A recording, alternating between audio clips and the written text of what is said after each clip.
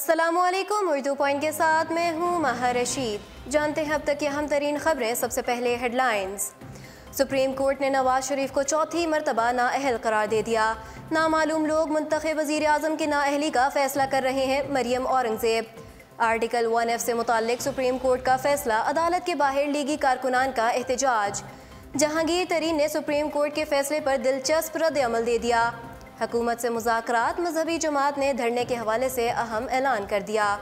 इब्सार आलम ने ऐसी क्या हरकत की कि चीफ जस्टिस ने अदालत से निकल जाने का हुक्म दे दिया। पाकिस्तान को भी डेविड वार्नर मिल गया। दौरे इंग्लैंड में किस जारहाना मजाज बल्लेबाज को मैदान में उतारने का फैसला कर लिया। आयशा खान की रस्म हिना की रंगारंग तकरीब। और खातून के काम पर देर से आने का मालूम होने पर बॉस का शानदार जवाब। इंटरनेट सार्फिन के दिल जीत लिए। अब खबरें तफसील के साथ। सुप्रीम कोर्ट ने नवाज शरीफ को चौथी मरतबा नाअहल करार दे दिया। सुप्रीम कोर्ट ने मुस्लिम लीग नून के कायद और साबिक वज़ीर आज़म नवाज शरीफ को चौथी मरतबा नाअहल करार दे दिया है। नवाज शरीफ के पहले आइन के आर्टिकल 62(1)(f) के तहत पनामा केस में नाअहल करार दे दिया गया था, जिसके बाद नवाज शरीफ की जानिब से फैसले के खिलाफ अपील दायर की गई थी, जिसे सुप्रीम कोर्ट ने मुस्तरद करते हुए फैसले को बरकरार रखा था। जिसके बाद पार्लियामेंट में करारदाद की मंजूरी के बाद नवाज शरीफ को पार्टी सदर बनाया गया था। नवाज शरीफ की पार्टी सदारत पर सुप्रीम कोर्ट ने दोबारा उन्हें पार्टी सदारत के लिए भी नाअहल करार देते हुए कहा कि नाअहल शख्स पार्टी का सदर नहीं बन सकता। आर्टिकल 62(1)(f) के तशरीह के लिए सुप्रीम कोर्ट में 13 दरख्वास्त गुजारों ने दरख्वास्तें दी थीं। सुप्रीम कोर्ट की जानिब से नवाज शरीफ को भी नोटिस जारी किए गए थे कि वो अदालत के रूबरू अपना नुक्ता नज़र बयान करें, मगर नवाज शरीफ इस केस में फरीक नहीं बने। सुप्रीम कोर्ट के आज के फैसले से सबसे ज़्यादा मुतासिर नवाज शरीफ हुए हैं और पनामा केस में आर्टिकल 62(1)(f) के तहत नाअहली के बाद ताहयात नाअहली के फैसले से नवाज शरीफ की अमली सियासत ख़त्म हो गई है। नामालूम लोग मुंतखब वज़ीर आज़म की नाअहली का फैसला कर रहे हैं। मरियम औरंगज़ेब। वज़ीर मुमलिकत बराए इत्तलात मरियम औरंगज़ेब ने कहा है कि जो फैसला सुप्रीम कोर्ट ने आज सुनाया उसका ट्रायल एहतसाब अदालत में जारी है।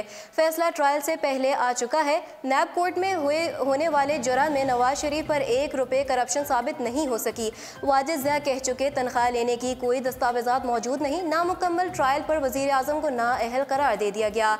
नामालूम लोग मुंतखब वज़ीर आज़म की नाअहली का फैसला कर रहे हैं, ताहम अब मुल्क में वोट की पामाली हो, ऐसा नहीं हो सकता।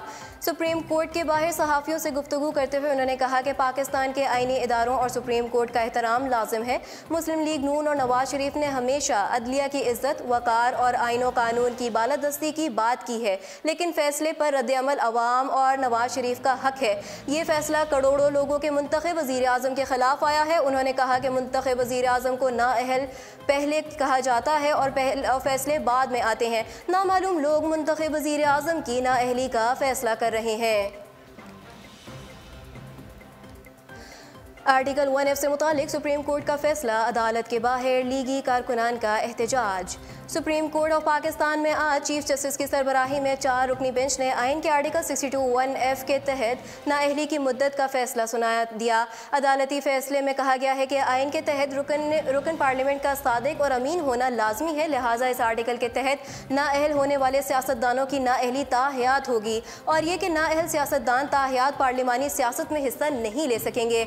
इस मौके पर अदालत के बाहर लीगी कारकुनान ने नारेबाजी की और मैं भी नवाज हूँ और वोट को इज्जत दो के नारे लगाए। नून लीगी कारकुनान के एहतजाज के बायस शहर दस्तूर ब्लॉक हो गई, जिसके बायस ट्रैफिक की रवानी मुतासर हो रही है। सुप्रीम कोर्ट ने आइन के आर्टिकल 62(1)(f) के तहत रुकन पार्लियामेंट की नाअहली मुद्दत का फैसला सुना दिया, जिसके तहत इस आर्टिकल के तहत नाअहल होने वाले सियासतदानों की नाअहली ताहयात होगी। इस पर बात करते हुए PTI के साबिक सेक्रेटरी जनरल जहांगीर तरीन ने कहा है कि आर्टिकल 62(1)(f) के तहत नाअहली ताहयात होनी चाहिए। उन्होंने कहा कि करप्शन करने वाले पर ताहयात पाबंदी होनी चाहिए। नवाज शरीफ मनी लॉन्डर है। मेरे पैसे मनी लॉन्ड्रिंग के नहीं थे, बल्कि मैंने पैसे बजरिया बैंक बाहर भिजवाए थे। हुकूमत से मुज़ाकरात, मजहबी जमात ने धरने के हवाले से अहम ऐलान कर दिया। हुकूमत से कामयाब मुज़ाकरात के बाद मजहबी जमात का 12 रोज़ बाद धरना ख़त्म करने का ऐलान कर दिया गया। लाहौर समेत तमाम मुकामात पर धरने ख़त्म कर दिए गए हैं। लाहौर में मजहबी जमात की मजलिस शोरा ने मुशावरत के बाद खादिम हुसैन रिजवी और दीगर कायदीन ने प्रेस कॉन्फ्रेंस करते हुए धरना ख़त्म करने का ऐलान कर दिया। उन्होंने कहा कि हुकूमत तवील मुज़ाकरात के बाद फैज़ाबाद मुआहदे पर अमल दरामद करने को तैयार हो गई है और तमाम मुतालबात मंजूर कर लिए गए। फैज़ाबाद शहदा का मुकदमा रावलपिंडी में दर्ज कर लिया गया है और हमारे खिलाफ तमाम मुकदमात खारिज करने का मुतालबा भी मंजूर कर लिया गया है। मजहबी जमात की जानिब से धरना ख़त्म करने के ऐलान के बाद बाबू साबू, शादरा चौक, चुंगी अमर सद्धू, ठोकर न्याज बेग, चुंग मुल्तान रोड, दरोगा वाला चौक पर ट्रैफिक बहाल होना शुरू हो गई है। इब्सार आलम ने ऐसी क्या हरकत की कि चीफ जस्टिस ने अदालत से निकल जाने का हुक्म दे दिया। चीफ जस्टिस मियां साकिब निसार की सरबराही में 3 रुकनी बेंच ने मीडिया कमीशन की सिफारिशात पर अमल दरामद के हवाले से केस समाअत की। केस की समाअत के दौरान चीफ जस्टिस मियां साकिब निसार ने चेयरमैन पेमरा इब्सार आलम के रवैये पर बरहमी का इजहार करते हुए उन्हें अदालत से निकल जाने का हुक्म दे दिया था। इब्सार आलम अदालत में कुछ कहना चाहते थे, ताहम चीफ जस्टिस ने कहा कि मेरी मीटिंग है, इसलिए मुझे जाना है। हम इस केस की समाअत 2:30 बजे करेंगे और तब आपका मवक़्क़फ़ सुनेंगे। लेकिन इब्सार आलम अपनी बात करने पर बज़िद थे और उन्होंने चीफ जस्टिस की बात पर ध्यान नहीं दिया, जिस पर चीफ जस्टिस ने कहा कि इब्सार आलम साहब, आप अपनी इज़्ज़त के हवाले से बहुत हसास आदमी हैं। आप अदालत की इज़्ज़त नहीं करते। अब आप अदालत को इस बात पर मजबूर ना करें कि आपको ज़रूरत से ज़्यादा इज़्ज़त दी जाए। आप फौरी तौर पर अदालत से बाहर निकल जाएं। जिसके बाद इब्सार आलम अदालत से निकल गए। पाकिस्तान को भी डेविड वार्नर मिल गया। दौरा इंग्लैंड में किस जारहाना मजाज बल्लेबाज को मैदान उतारने का फैसला कर लिया। पाकिस्तान ने फ़खर जमान को डेविड वार्नर की तरह इनिंग्स के जारहाना आगाज़ का मौका देकर हरीफ टीम को दबाव में लाने का मंसूबा बना लिया। मिकी आर्थर की कोचिंग में कौमी वनडे टीम ने चैंपियंस ट्रॉफी जीती और आलमी T20 रैंकिंग में भी नंबर 1 बन गए हैं। ताहम टेस्ट क्रिकेट में सूरत हाल ज़्यादा अच्छी नहीं नजर आ रही। पाकिस्तान के कामयाब तरीन टेस्ट बॉलर यूनुस खान और कामयाब तरीन टेस्ट कप्तान मिसबाह हक के रिटायरमेंट के बाद पहली B सीरीज़ में श्रीलंका जैसी कमज़ोर टीम ने पाकिस्तान को इसकी पसंदीदा शिकारगाह UAE में क्लीन स्वीप कर डाला।